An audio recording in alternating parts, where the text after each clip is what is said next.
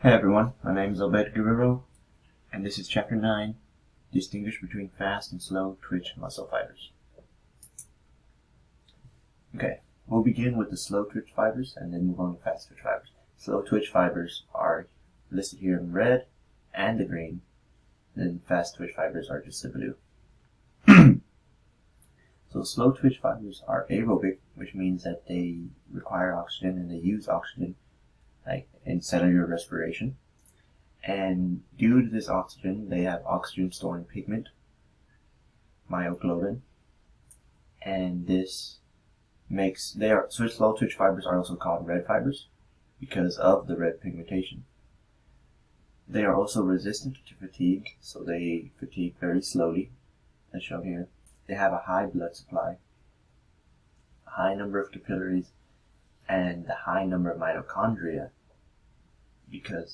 and they have this mitochondria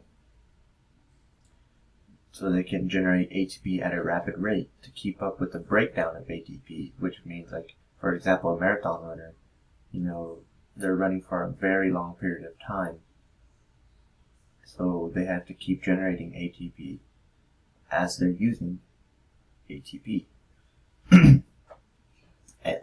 And these slow twitch fibers appear in long muscles, so in the back, or like the bicep brachii, the tricep brachii, and the hamstrings, the quadriceps, etc. Now the fast twitch fibers, there are two types, type 2A and type 2B. Fast twitch fibers are anaerobic. They pale in color, which are actually, they are white. They are seen as white. And the reason why they're white is because they have a low blood supply and less myoglobin. They have a lower number of capillaries and a lower number of mitochondria since they don't need as much energy, but the ATP ACE is much faster than red fibers.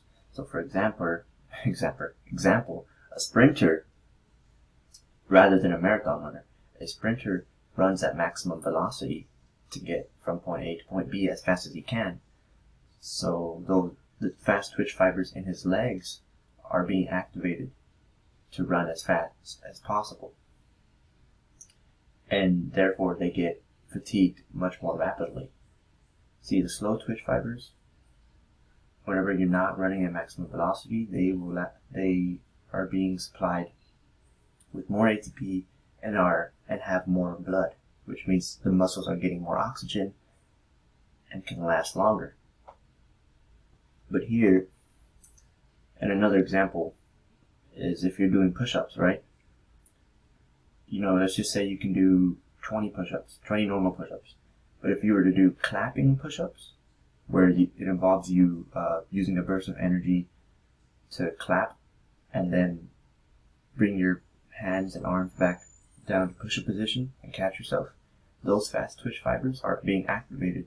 Therefore, you're probably only be able to do, let's say, 10, half, right? So that's just an example, but yeah. Thank you for listening.